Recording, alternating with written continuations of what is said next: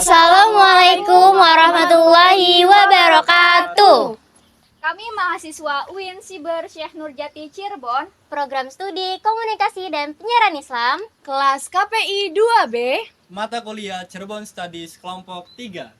Saya Sherly Aurelia, saya Siti Latifah, saya Nizma Zalsabila. Saya Ilan Farasub Jaldi. Kami sedang berada di Goa Sunyaragi.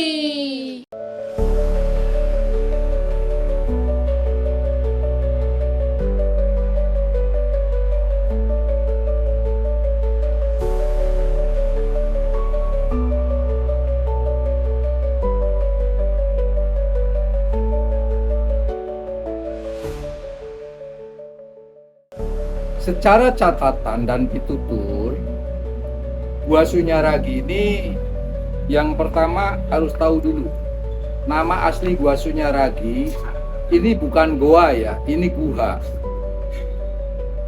G-U-H-A, guha. Hanya kalau dalam tata bahasa Indonesia huruf K diapit huruf hidup itu hampir tidak terbaca. Dari kata gua, orang mengiranya gua.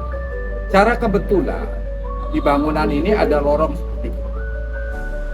Nama asli daripada tempat ini adalah Taman Kaputren Panyepi Ingraga. Sekali lagi, Taman Kaputren Panyepi Ingraga. Yang bermakna adalah taman tempat bermain putra-putri Kepanembahan, Kesunanan dari Kesultanan Cirebon. Bukan hanya tempat bermain, tapi untuk diuji sejauh mana ketakwaan mereka. Karena ini juga syiar Islam.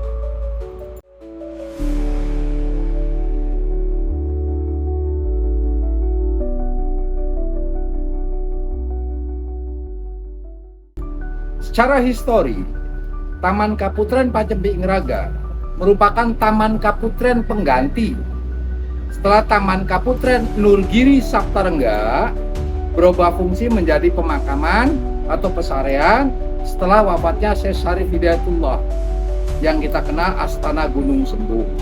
Ya, secara praktis karena itu sudah dijadikan pemakaman, nggak mungkin tempat bermain di makam.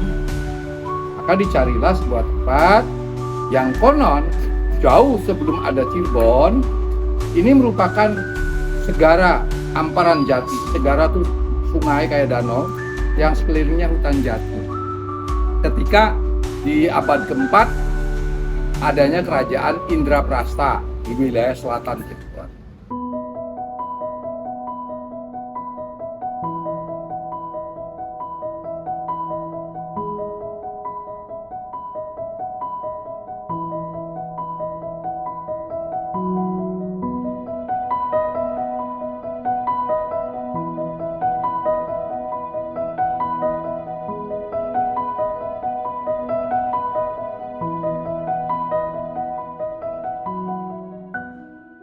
Pemrakarsa daripada dibangunnya Taman Kaputren Panyepi Ingraga itu sebetulnya adalah Bupati Jakarta, Falatehan, yang merupakan caretaker daripada Kesunanan Cirebon setelah wafatnya Syekh Syarif Hidayatullah.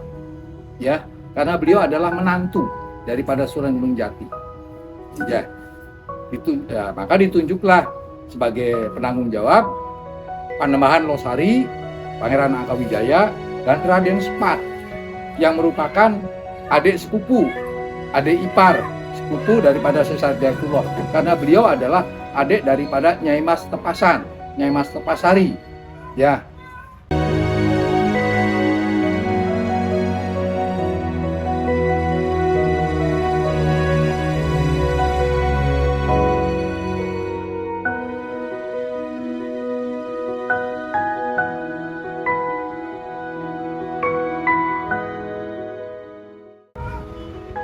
(1586) itu dimulai, ditandai dengan sebuah candra sangkala gajah derum Tirtalinwi. Maka di dalam ada patung gajah. Itu simbol Ganjatul Mutalinuih menunjukkan tahun 1586. Kemudian pertama kali digunakan sebagai Taman Kaputren diperkuat Candra Salangkala yang kedua, yaitu Bujangga Ratu Obaing Bumi menunjukkan tahun 1596. Diperkirakan ketika itu sebagai penguasa Cirebon adalah Panembahan Pakungwati I dengan nama asli Pangeran Raja Adipati Zainal Arifin atau Pangeran Mas, adik daripada Pangeran Pasaraya.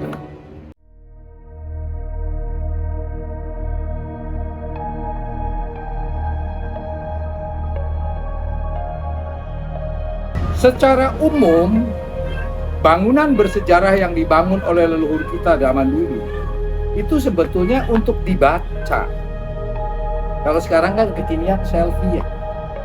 Itu untuk dibaca. Contoh, material yang dipergunakan adalah, contoh pertama ya, hampir 60% batu karang.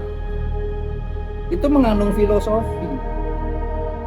Ya, batu karang di alam aslinya, terumbu karang kalian lihat, ikan pun hidup.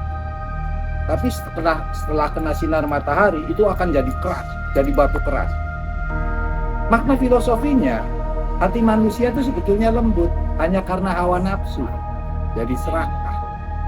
Ya, artinya selama hidup ini mampukah kita mengendalikan hawa nafsu? Itu yang pertama. Yang kedua, lihat bentuk fisik bangunan. Orang zaman dulu tinggi besar, pintunya pendek-pendek dan sempit-sempit. Apa maknanya pintu pendek? Filosofinya ilmu padi. Semakin berisi makin runtuh. Ya, kenapa pintunya sempit-sempit? Ini maknanya sangat dalam. Kelak di akhirat kita akan bertanggung jawab sendiri-sendiri. Yang paling menarik dan jarang dikalui umum, adanya sebuah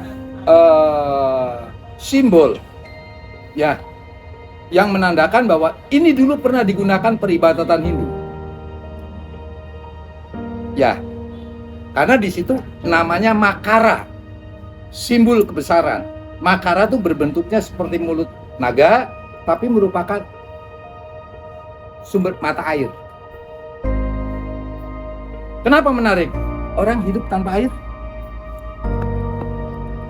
Itu tentang sejarah yang menarik bagi saya, dan itu jarang diketahui. Jangankan oleh pengunjung, petugas di sini pun jarang yang tahu di mana itu makam.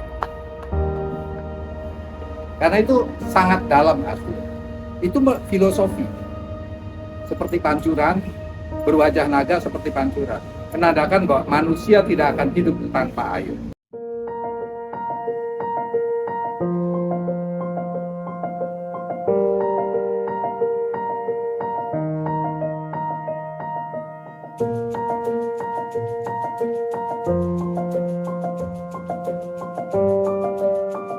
Di tengah jejak sejarah yang masih berdiri kokoh, Goa Sunyaragi tidak hanya menjadi saksi masa lalu, tetapi juga ikut beradaptasi dengan perkembangan zaman. Dulu, tempat ini dikenal sebagai ruang perenungan dan latihan spiritual para bangsawan. Sunyi, tenang, dan penuh makna. Namun kini, wajah Goa Sunyaragi mulai berubah tanpa meninggalkan nilai sejarahnya. Saat malam tiba, suasana yang dulunya gelap dan hening perlahan disulap menjadi lebih hidup. Cahaya lampu warna-warni menerangi setiap sudut batu karang, menghadirkan nuansa baru yang memadukan tradisi dan modernitas. Festival lampu ini berlangsung kurang lebih selama 1 bulan dan baru pertama kali diadakan. Lorong-lorong yang dulu terasa misterius, kini tampak lebih hangat dan mendekat. Perkembangan ini menjadi bukti bahwa warisan budaya tidak harus tertinggal oleh zaman.